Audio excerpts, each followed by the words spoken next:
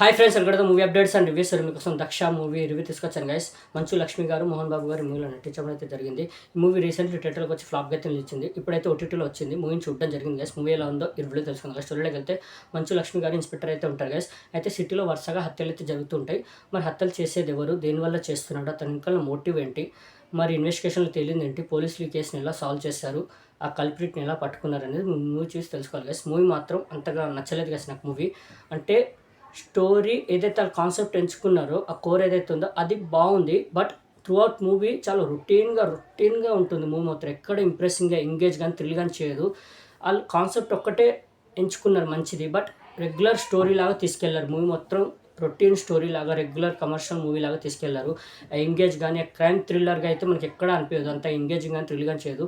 టెస్టులు కూడా పడతాయి. ఆ టెస్టులు కూడా మనకి అంతగా ఇంప్రెసింగ్ అనిపించదు. ఎక్కడ చూసినట్టు ఉంది, ప్రతిసారి ఇదే రిపీట్ అవుతుంది. ఆ టెస్టులు కూడా అంతగా ఇంప్రెసింగ్ అనిపించదు.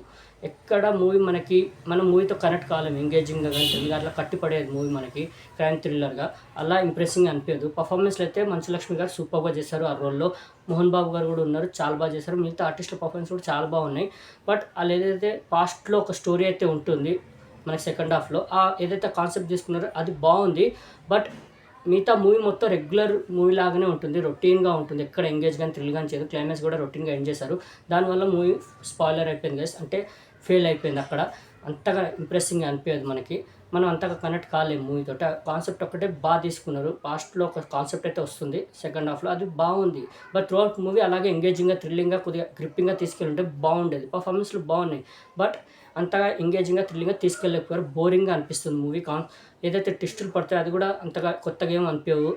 ఇంతకుముందు చూసినట్టే అనిపిస్తాయి. టెస్టులు కూడా అంతగా ఇంప్రెసింగ్గా ఉంటుంది. మనం షాక్ అయితే అవ్వం ఆ టెస్టులు చూసి. అలా ఉంటుంది మూవీ. మాత్రం పెద్దగా అంతగా ఇంప్రెస్ అయితే చేయదు గైస్. నాకైతే పర్సనల్ మూవీ అంతగా ఇంప్రెస్ చేయలేదు.